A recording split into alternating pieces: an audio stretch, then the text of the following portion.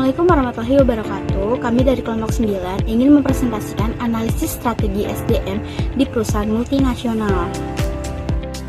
Kelompok 9 beranggotakan 3 orang. Yang pertama saya sendiri, Dahlia, kedua ada Dian, dan ketiga ada Onelius.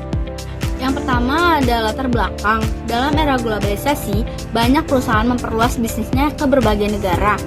Kondisi ini menuntut strategi manajemen sumber daya manusia dalam kurung SDM yang mampu menyesuaikan diri dengan lingkungan budaya dan hukum yang berbeda. Perusahaan multinasional harus merancang sistem SDM yang adaptif dan efektif dalam mendukung tujuan bisnis di berbagai negara.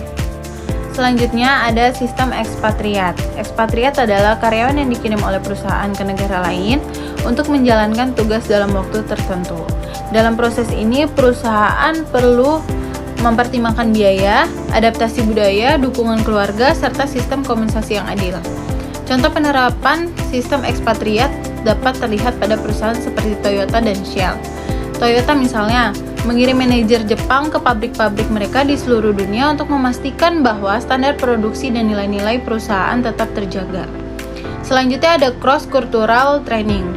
Cross-cultural training bertujuan mempersiapkan karyawan menghadapi perbedaan budaya dan komunikasi di negara tujuan. Pelatihan ini mencakup pelajaran bahasa, norma sosial, etika kerja, dan gaya kepemimpinan lokal. Perusahaan seperti Google dan Unilever memiliki program pelatihan lintas budaya yang sistematis. Google menggabungkan pelatihan daring dan tatap muka untuk membantu ekspatriat memahami konteks lokal. Selanjutnya ada manajemen kinerja global. Manajemen kinerja global melibatkan penetapan indikator kinerja yang berlaku universal, namun tetap mempertimbangkan aspek lokal. Strategi ini bertujuan untuk menjaga konsistensi dan kualitas kerja di seluruh cabang perusahaan. Selanjutnya ada contoh perusahaan Nestle menggunakan sistem balance scorecard yang disesuaikan di tiap negara operasi. Mereka menetapkan tujuan strategis yang relevan secara lokal namun tetap mendukung tujuan global perusahaan. Selanjutnya adaptasi kebijakan HR di cabang luar negeri. Adaptasi kebijakan HR mencakup penyesuaian terhadap hukum ketenagakerjaan lokal, nilai budaya, dan ekspektasi tenaga kerja. Perusahaan harus fleksibel dalam menerapkan kebijakan seperti waktu kerja, sistem cuti, dan hubungan industrial, namun tetap keselarasan dengan visi dan misi global. Contohnya, Microsoft menerapkan kebijakan kerja fleksibel di negara-negara dengan budaya kerja kolektif seperti Jepang dan India. Selanjutnya, kesimpulan. Perusahaan multinasional memerlukan strategi SDM yang komprehensif untuk menghadapi tantangan global. Sistem ekspatriat, pelatihan lintas budaya, manajemen kinerja global, dan adaptasi kebijakan HR menjadi pilar penting dalam mendukung keberhasilan operasi internasional.